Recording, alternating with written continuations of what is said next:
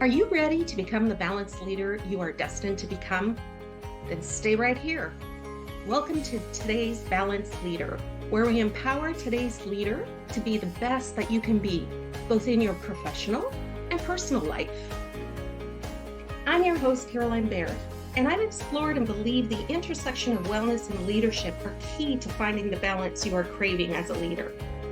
This is the show where we focus on leadership and the importance of maintaining balance in today's fast-paced and constantly changing world.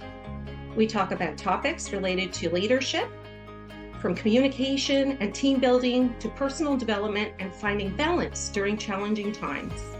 We will also hear from inspiring guests who have achieved success in their fields and have valuable insights to share about their leadership journeys and on what it takes to be a successful leader. But this podcast isn't just about leadership, it's also about wellness too. Taking care of your mind, body, and spirit is essential to becoming a successful leader, and you'll get tips and strategies for living a healthy, balanced life, from managing burnout and improving mental health, to finding ways to reset and reground during a typical day at work so that you can achieve your goals. So whether you're a CEO, an entrepreneur, or just someone looking to improve your leadership skills, this podcast is for you. Are you ready? Well, let's get going. Welcome back to another soul-nourishing episode of today's Balanced Leader. I'm your host, Caroline Baird, and going to be your guide through the tapestry of resilience and transformation. Today, we're going to embark on a profound journey, delving deep into the mantra that has shaped my life moving forward and hopefully countless others. It's never too late. In a world where time seems to dictate our paths, this mantra serves as a beacon of hope for me, and I hope for you, reminding us that regardless of our age or circumstance, we possess the power to rewrite our stories. Society often paints a rigid picture of what our lives should resemble, adorned in predefined norms and societal expectations. But my journey has been one of breaking free from these confinements, daring to challenge the status quo, and embracing the unique tapestry of my own existence. Hopefully, an inspiration for you. I was raised in a loving, conventional family with parents who were doing the best that they could or knew how to. You know, parenting doesn't come with a book. But I was raised to be seen and not heard. I was raised to put a brave face on and to smile, no matter what was going on. To not share what was actually happening if there were challenges. And this taught me that I needed to conform and suppress my true essence beneath layers of social conditioning. I didn't have a voice. To not share what I thought and just agree. Raised to believe that success meant silent compliance and perfectionism, I internalized that message that my voice didn't matter, leading me to become a people pleaser and a perfectionist. And when your belief is that you have to work super hard to succeed in the world, you don't get to learn how to set up personal boundaries, making sure that I had balance in my life. Again, my parents did the best they could, and I was not for needing of anything because I was in a home full of love. But these things certainly did set up what my life was going to become. And so I had these predefined norms and expectations of what life and society wanted and expected out of me. And of course, I was a people pleaser. And as I got older, I started to realize, particularly after my divorce, that enough was enough. When I think back to being a young girl, I recall being somebody who wanted to change the world, someone who broke the norm, who crossed the line, who did what she felt she wanted to do. And I was very much it's easier to ask for forgiveness than permission. But because of society and because of the way I was raised, those things changed who I was, and that little girl had to be hidden and put away. In fact, I had cousins who would rib me, would scare me, would think because I was the youngest that it was okay to tease me. But these were all fears that were going to build up over time. Again, I was a loved child. So I didn't have anything grand that was negatively impacting my life, but these were the things that set up the momentum for the person that I was going to become. Then fast forward through my divorce after 27 years of being the wife, the mother, the caregiver, the person who had to maintain, as was dictated by society, by religion, by human life. Life kind of shocked me a little bit. The carpet was pulled out from under me. Now, I knew I was courageous and resilient enough to overcome these things. I knew that I was going to be okay because I had a family and friends around me who loved me dearly and would be there to help and support me. But it really allowed me the opportunity to start to look at what was it that I wanted? What was it that Caroline wanted? What was it that she wanted to do in this world that she wasn't going to hold back on anymore? Then, when my father passed away in 2020, that really kind of gave me an awakening. The awakening that life is short, life is unexpected, and I wasn't going to waste any more time waiting for the what if tomorrows. I was going to take the bull by the horns. I was going to embrace my uniqueness and my gifts, and I was going to find out what truly brought me purpose and passion, and I was going to live my life fully finally. It wasn't until these significant life events, the divorce after 27 years of marriage and the loss of my father, that I realized I wanted to, no, I needed to make a change. These moments of upheaval forced me to confront the realization that I had been living a life dictated by others' expectations rather than my own desires. And I was allowing it to happen. And here I am today. You know, there's a reason I got into HR many, many years ago. I love helping people. I really do. I love listening to them. I love helping them solve for problems. I love developing them. It is such joy for me when I get to see somebody get so excited about life. I almost see that inner child in myself coming back up, the girl that wanted to be just a free loving spirit. And that's how I got into the coaching world, and I get to enjoy helping others. As a young girl, I was adventurous and bold. But again, society's pressures and familial expectations stifled that spirit. It took the dissolve of my marriage and the passing of my father to awaken the dormant desires within me and rekindle the flame of my authentic self. And I want to help you move forward before you have to wait for those things to happen. So in navigating these challenges, self-reflection remained and emerged as a steadfast companion. It's guided me through the labyrinth of self-discovery. And how does it apply to you? Well, as leaders, we can harness the power of self-reflection to gain clarity on our values, our strengths, and our areas for growth. Yes, get rid of that ego. Consider this example. A leader, let's call her Sarah, sets aside time each morning for quiet reflection.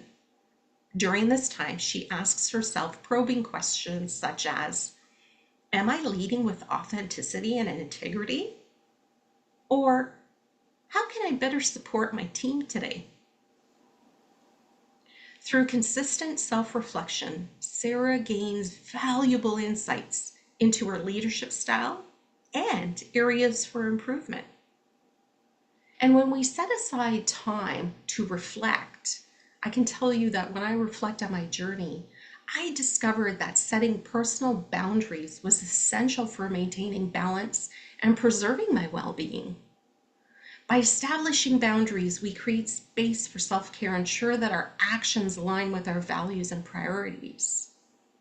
So, for an example, what I do is when I'm really focused on my boundaries, I look at my calendar, and yes, I'll work from 9 to 4, whatever that looks like, but I set those boundaries so that work doesn't take over my personal space. I block into my calendar time that is for me, time that is for my self care, time that is for my family and friends, time for life, things that bring me joy. Isn't that the reason we're living? And then holding steadfast in those boundaries and not giving that time up has been so instrumental in bringing some form of balance in life. In addition to self-reflection, mindfulness practice played a pivotal role in my journey of self-discovery. Because when we cultivate mindfulness, we can navigate life's challenges with grace and resilience instead of panic. It allows us to weather any of life's storms. So consider this. David, who's a leader in a fast-paced corporate environment, incorporates mindfulness practices into his team meetings. At the beginning of each meeting, he leads a brief mindfulness exercise, such as a guided breathing meditation or a moment of self-silent reflection. This helps his team center themselves and approach the meeting with clarity and focus. I can tell you, we did that as an HR team back when I was in the corporate world. What a difference when your mind is racing, when you're thinking about 100 things. Before you need to focus on something, just pause for 30 seconds to a minute. Catch your breath, breathe in, see how you're feeling, calm yourself down. And it's amazing how you get to reset your mind, your body, and it allows you to bring your best foot forward so that you can work at peak performance. Because when leaders integrate mindfulness practices into their daily routines, it can enhance focus, clarity, and the beautiful emotional intelligence. Techniques such as mindful breathing, body scans, and mindful listening can help leaders cultivate presence and respond skillfully to challenges because we've removed the emotion. And by modeling mindfulness, leaders inspire their teams to prioritize their own well-being and resilience. And you're going to hear later how this really helps. By encouraging our teams to engage even in something like journaling, we can foster personal growth and team cohesion. You can provide prompts or themes for reflections, which can spark meaningful conversations and even deepen connections among team members. Journaling is also a great tool for processing emotions, enhancing resilience, and fostering a culture of open communication within the team. It's an opportunity to express all the feels onto paper and then understand them, which in turn can allow us to communicate in a more effective, clearer, and empathetic way, where we get to find a resolution instead of just dealing with a problem all the time. So I'll give you an example. Emily is a team lead. She introduces a weekly journaling exercise for her team members. She's going to provide prompts related to personal and professional development, such as reflect on a recent challenge you faced and what you learned from it, or set intentions for the week ahead. We know that when we go back and we revisit what we've learned, it helps us to become better people. And then by setting intentions for the day and the week, it sets that clear intention and allows us to get things done that bring us joy because they have been part of our goal. At the end of the week, each team member has the option on whether they want to share those reflections within the group, sharing what they've learned as part of a cohesive team growth experience. It also fosters open communication and mutual support because you know somebody else is going through exactly what you're going through. In today's turbulent world, where uncertainty looms large on the horizon, it's easy to succumb to despair and resignation. From economic upheavals to personal crisis, we are beset by a multitude of challenges that threaten to erode our resilience. Yet as leaders, we possess the power to chart a course of hope amidst the tempestuous seas of adversity. And by fostering a supportive community within our teams, which is essential, we cultivate resilience and cohesion. And isn't that what we want as leaders for our teams? Resilience and cohesion? Leaders can facilitate team building activities to encourage peer support networks and even create spaces for open dialogue and sharing. When we nurture a culture of care and empathy, leaders empower their teams to navigate through challenges together and thrive in the face of adversity. Remember, people sometimes just want to be heard. We don't always have to solve for them as leaders. Give them the time to work through it themselves. There were many times where when I would meet with my leader, I would share or vent, and he would ask, "What do you want me to do with this information?" And I would say, "Nothing. I just needed to share so that you knew how I was feeling and what was going on in my day." And boy, oh boy, once you do that, it allows you to get back and focus on the task at hand. Now, I use journaling for that exact same task. So as we draw near to the conclusion of this profound journey, let us remember that amidst the chaos and uncertainty, it's never too late to reclaim our narratives and forge a path of purpose, fulfillment, joy, peace, love, and calm. Reflecting on my own journey, I've learned that by embracing self-reflection, mindfulness, and journaling, we can navigate life's challenges with grace and resilience, both as individuals and as leaders. And before we part ways, I invite you to take a moment to reflect on the small steps you can take today to reignite the flame of hope within your soul, making sure that you celebrate the small successes and joys in your day. Explore the power of self-reflection, mindfulness, and journaling as tools for personal and professional growth. And if you're ready to embark on a deeper journey of self-discovery and empowerment, I encourage you to explore the free resources on my website and check out my Soulful Healing membership and personalized one-on-one coaching. I'm always happy and here to support. Remember, I do this because I love helping people. And I offer a complimentary clarity call that helps you take the first step towards rewriting your story. So until we meet again, may you continue to embrace your journey and rewrite your story with each courageous step forward.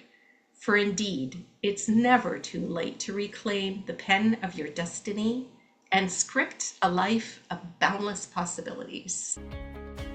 That's all for this episode of Today's Balanced Leader. I hope you've enjoyed the discussion on wellness and leadership, and that you took away some valuable insights and strategies to help you become a better leader in your own life. Please leave a rating and review. I'd love to hear from you. And if you enjoyed this episode, be sure to subscribe so that you don't miss the next one, as we continue our exploration of what it means to live life as today's leader. In the meantime, take care of yourself and remember that true leadership starts with taking care of your own well-being. One deep breath in and one deep breath out. Keep striving for excellence and inspiring others to do the same. And finally, thank you for listening, and I'll see you next time on Today's Balanced Leader.